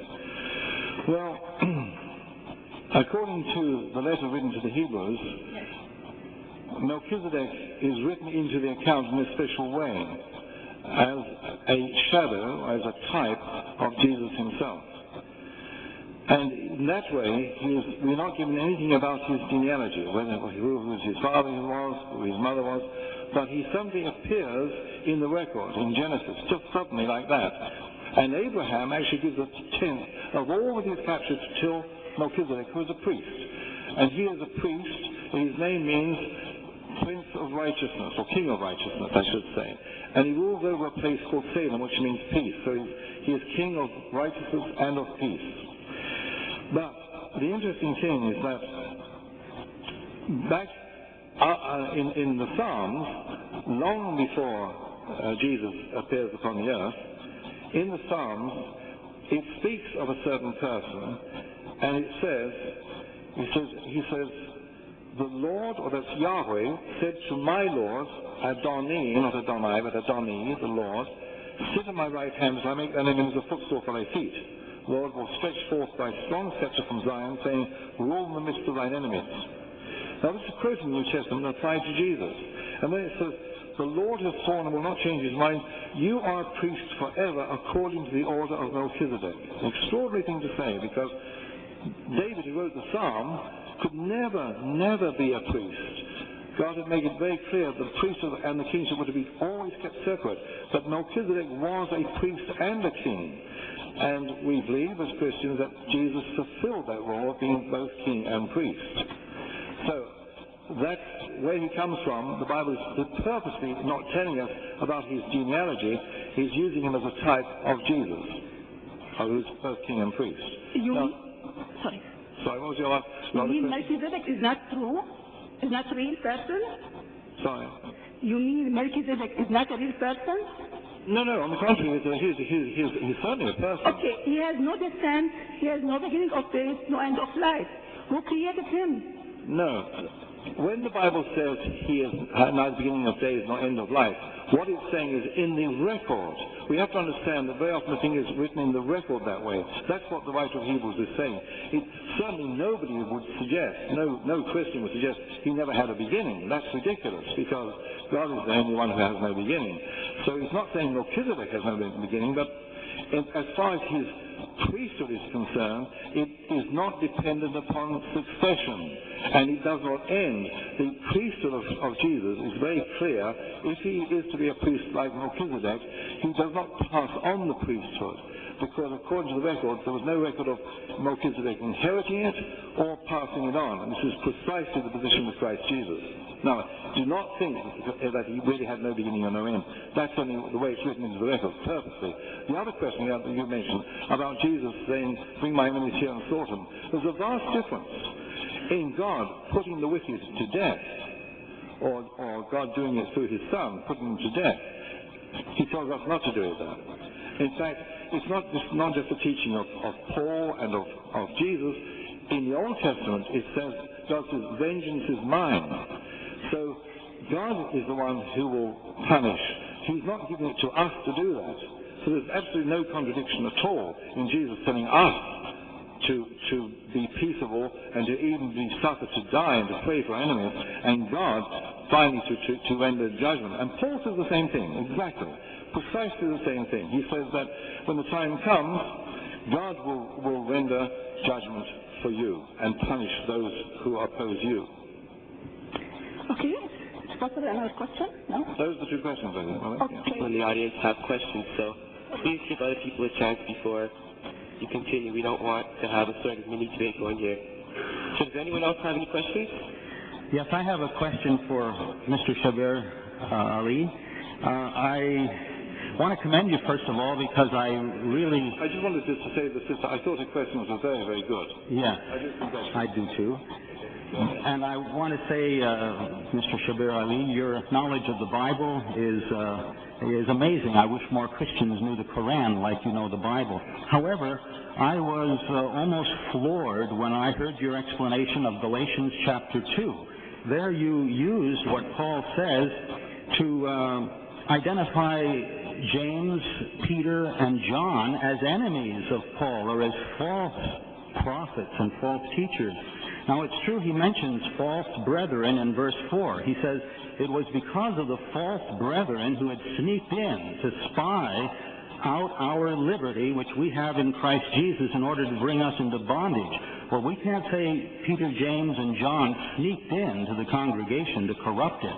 And then he speaks of those who were of high reputation. And you applied this, I'm quite sure, to the apostles, Peter, James, and John. But he says, what they were makes no difference to me. God shows no partiality. Well, if he was really talking about the apostles, I could see your point. But then why, if he was talking about the apostles, does he go on and say, but on the contrary, seeing that I had been entrusted with the gospel to the uncircumcised, just as Peter had been to the circumcised. For he who effectually worked for Peter in his apostleship to the circumcised, effectually worked for me also to the Gentiles. So what I read in this is he's saying Peter was used of God, and I also am being used of God. Peter was to the circumcised, to the Jews, I'm to the Gentiles. So I'm confused as to why you would say that the false brethren are these three apostles. Okay. Now, in that passage, you are correct that the ones who are called the false brethren here in that passage are not Peter, James, and John, according to Paul. They're someone else. However, in many of Paul's writings, in his letter to the Galatians, in the letters to the Corinthians, Paul is always speaking about his enemies, the circumcision group, those who insist upon the circumcision, and so on. On occasion, he calls them super apostles, the pillars, but he doesn't name them. But in Galatians, he names the people who he commonly refers to as the pillars of the church. So whereas in his letters, where he's rebuking his opponents, he doesn't name them because it's not good policy. You don't name people like Peter when you start talking about your reputation of them, because these are the known guys who are the heads of the church. But on this one occasion, because it was important to establish his credibility, he's saying that these pillars of the church gave me the right hand of fellowship. Then he names them.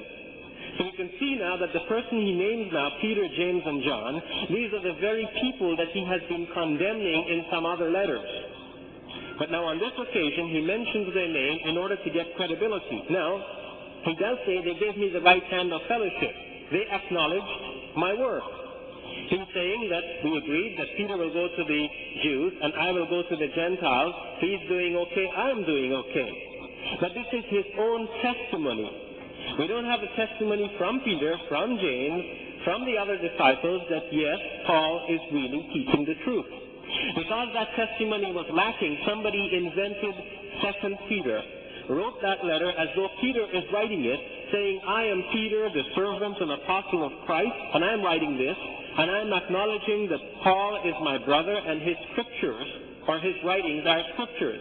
Now scholars have said, not only now, but ancient and modern scholars of Christianity have said, that 2 Peter is not written by Peter. Somebody else wrote that letter in the name of Peter to pretend that this is from Peter, but it is not from Peter. What we're left with then is that Paul is his own witness. He says they acknowledge me. He said they considered me to be preaching the truth. And he said that they gave me a task to go and preach to the Gentiles, or that they acknowledged that I should do this.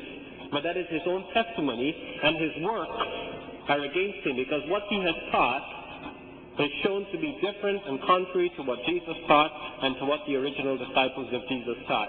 So I have not misunderstood the passage in Galatians, and my knowledge of the Bible, although it is very cursory, has not led to such a glaring error. But I still don't feel you answered my question. Why would he say, God used Peter, God used me? Why would he say that in the same breath and then condemn Peter? If God was using Peter, how could he possibly condemn him as a false brother? I think you are confusing the context. Sir, please, can you keep your question for later? Appreciate Xavier's comment on this and also the question.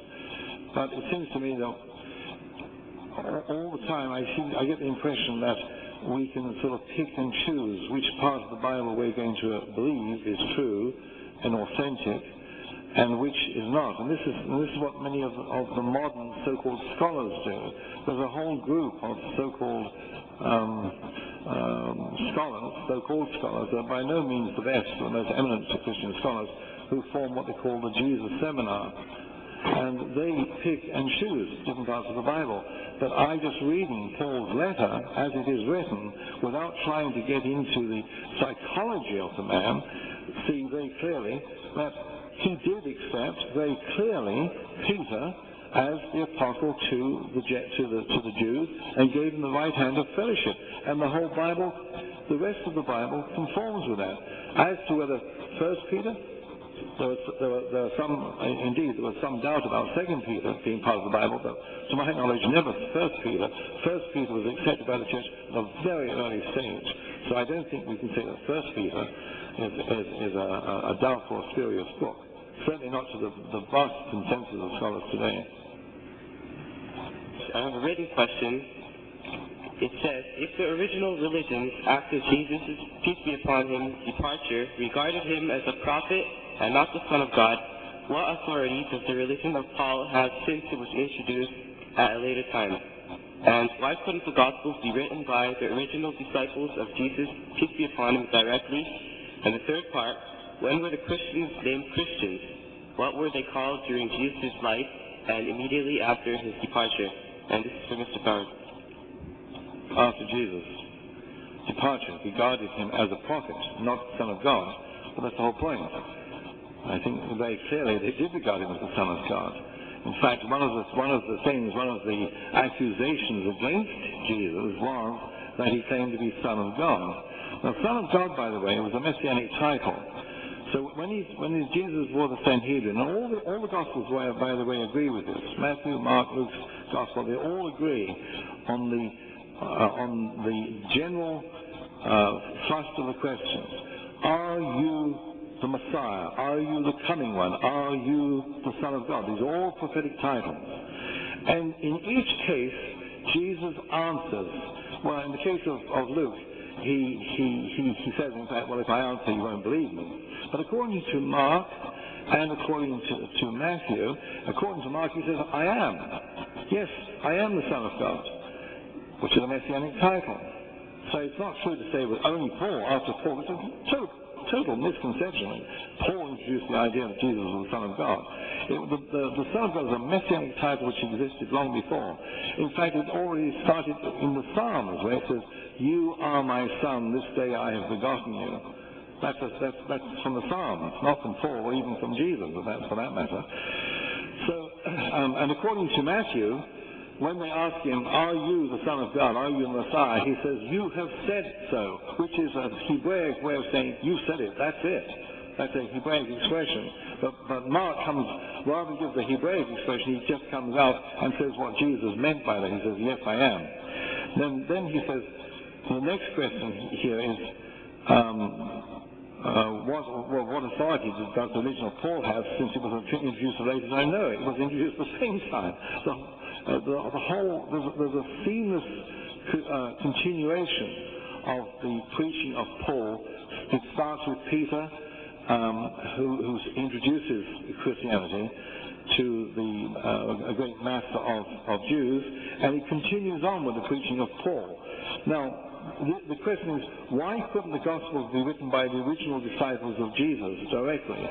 Well, Matthew was written by one of the disciples of Jesus, and the vast majority of Christians today believe that John's Gospel was written.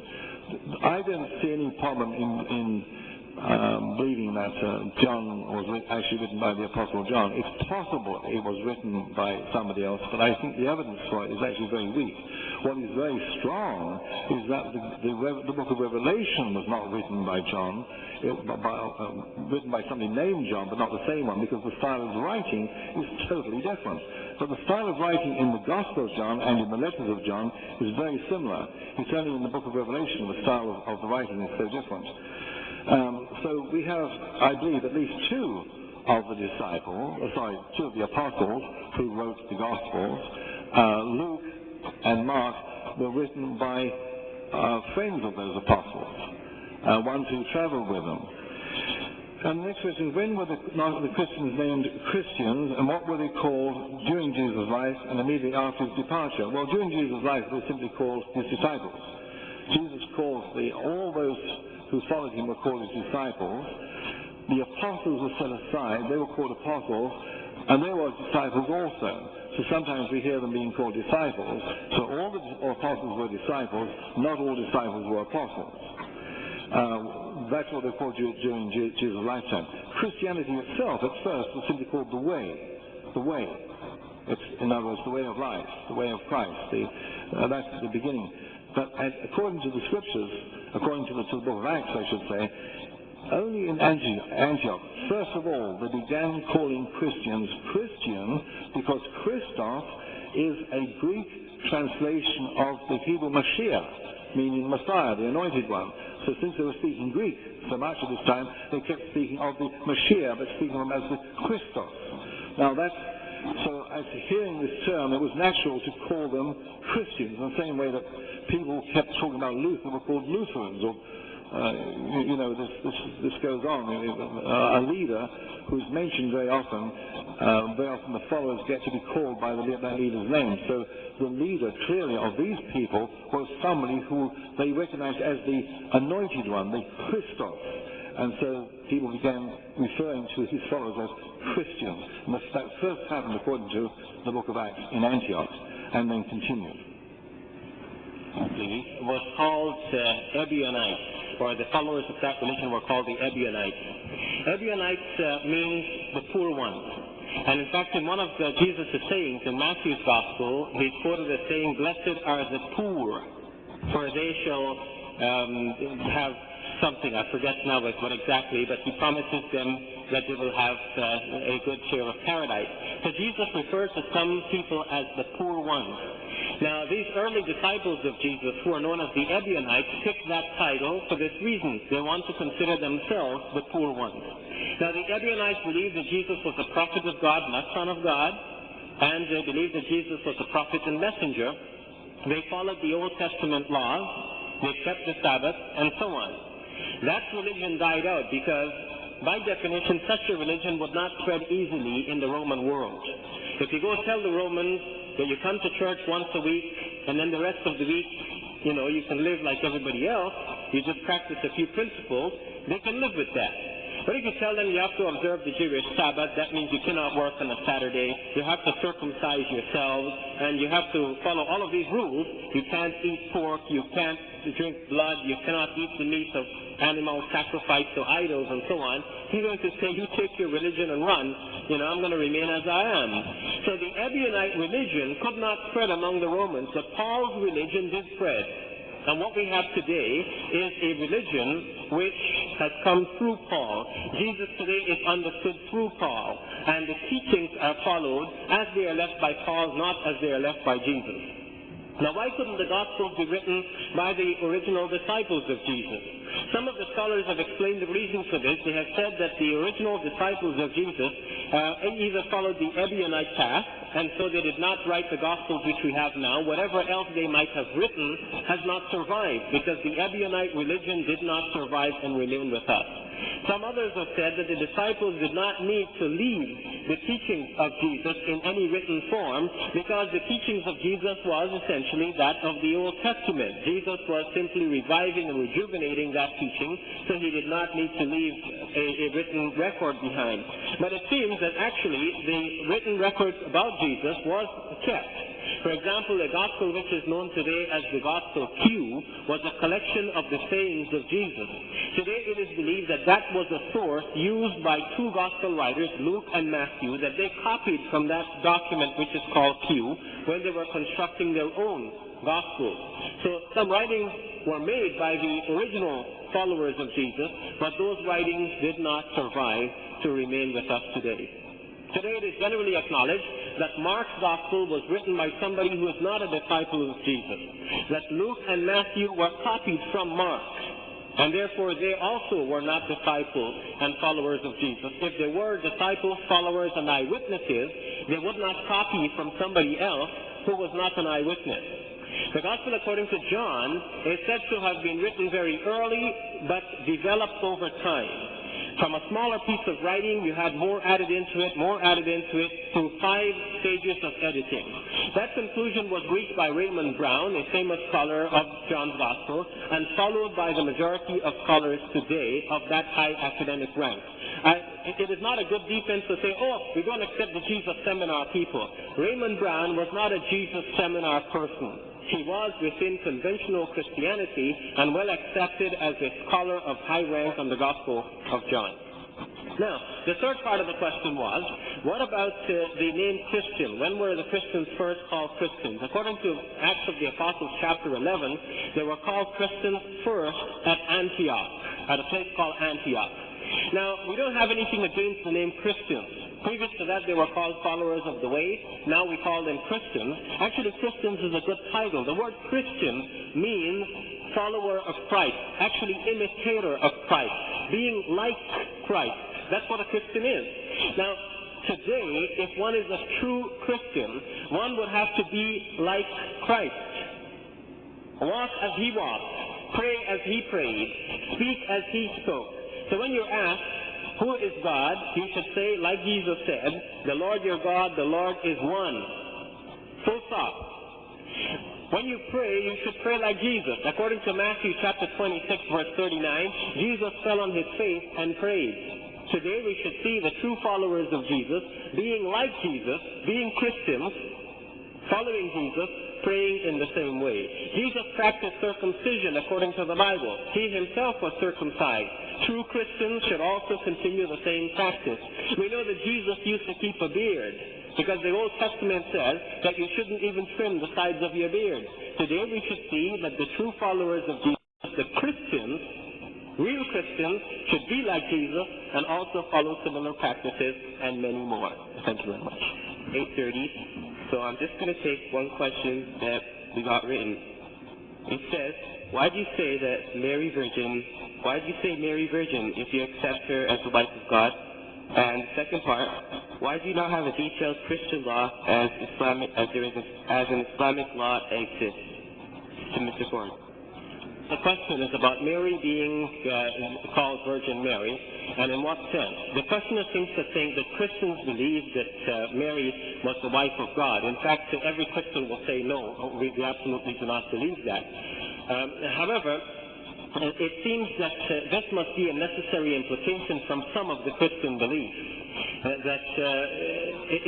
It must be that from what is believed in Christianity, the implication is that God and Mary produced Jesus. In fact, some people argue in a way that it seems that they're leading to that conclusion, although they will not accept that conclusion. So now, that conclusion aside, in what sense is Mary called the Virgin Mary? We believe, Muslims believe, and Christians also believe, that Mary was a virgin, that no man had touched her, and she produced Jesus by the miraculous power of God, that God created Jesus in the womb of Mary. In that case, then, Jesus, according to Muslims, is a creature of God. God is the one who shaped Jesus in the womb of his mother.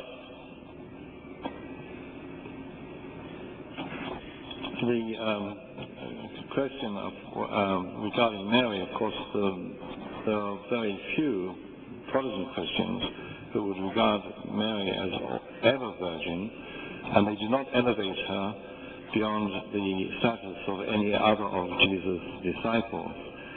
His usual address to her was simply as woman, which sounds rather harsh in English, but in the Hebrew of the time, or the Aramaic, it was quite natural and quite polite to address her as woman. But on a certain occasion, when somebody said, "Blessed are the breasts that nursed you and the womb that bore you," Jesus said, "No, rather, blessed is he who hears the word of my Father and does it." So Jesus said, definitely not. Not blessed is this person because she had the privilege of bearing him, but blessed is one here. Rather, more so, is blessed is the one who hears the will of my Father and does that will. So Jesus, but by no means elevated Mary to some very, very special position.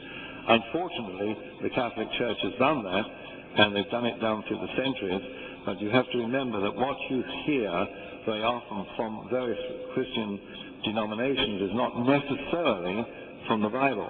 There's a vast difference. In the same way, there are a lot of Muslims who have practices which are not from the Quran, as you must know. I also want to make it clear by some other very point that Shabir mentioned about praying. Jesus did not always, in fact, we don't have very many examples of him prostrating himself. When Jesus says, he says, when you are standing in synagogue and praying, the Jewish practice was to stand to pray, and prayer can be carried on at any time, under any circumstances. It is not according to the Bible, and again, there's no point, I think, in picking and choosing certain points to take the whole Bible as a whole. There's no place where we can say that Jesus only prostrated himself when he prayed. Yes, there were occasions when he did that, but there are other occasions when he simply stood to pray.